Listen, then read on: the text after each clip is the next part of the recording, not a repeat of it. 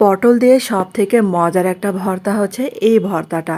আপনারা তো পটলের অনেক রকম ভর্তা খেয়েছেন, কিন্তু এইভাবে একবার হলেও ভর্তা করে খেয়ে দেখতে পারেন। অনেক মজার হয়। আসসালামু আলাইকুম সবাইকে।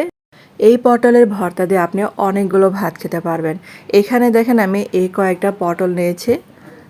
আর পটল ছেলার সময় পটলের কিন্তু সবুজ অংশটুকু একদমই ফেলে দিব না। এই যে দেখেন পটলগুলা ছেলে আমি একটা পটলকে ৪ ফালি করে নিয়েছি যেন তাড়াতাড়ি সিদ্ধ হতে পারে।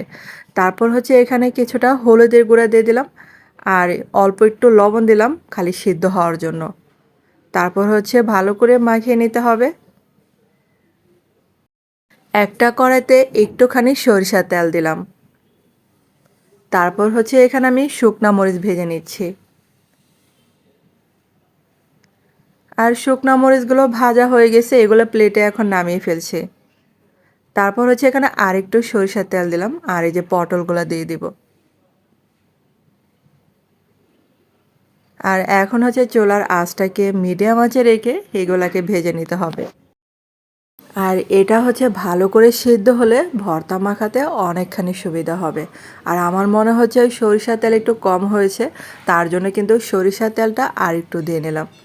আর আমি কিছুক্ষণ পরপর উল্টিয়ে পাল্টিয়ে দিব। তারপর হচ্ছে চেক করে নিতে হবে এটা সিদ্ধ হলো কিনা। আর এটা কিন্তু ঢাকনা দেওয়ার কোনো দরকার নেই। এটা কিন্তু এমনিতেই সিদ্ধ হয়ে যাবে। আর এই যে দেখেন এটা কিন্তু ভাজা হয়ে গেছে। আর এটা এখন ঠান্ডা করে নেব। তারপর হচ্ছে প্লেটে আমি শুকনা মরিচ আর এই যে লবণ দিলাম। লবণটা একটু বুঝে শুনে দিবেন, যেহেতু প্রথমে আমি লবণ দিয়েছিলাম তার জন্য একটু লবণটা একটু কম দিলাম আর কি। তারপর হচ্ছে পেঁয়াজ দিলাম, কাঁচা পেঁয়াজ। আর এখন হচ্ছে পটলগুলা দিয়ে দিলাম। আর আপনারা চাইলে শিলপাটাও কিন্তু এটা বেটে নিতে পারেন, কিন্তু আমার মতে কি জানেন, এটা মানে দানাদার থাকলে খেতে অনেক ভালো লাগবে, কামড়ে কামড়ে পড়বে। এই জন্য আমি হাত দিয়ে কিন্তু এটা মাখিয়ে নিলাম।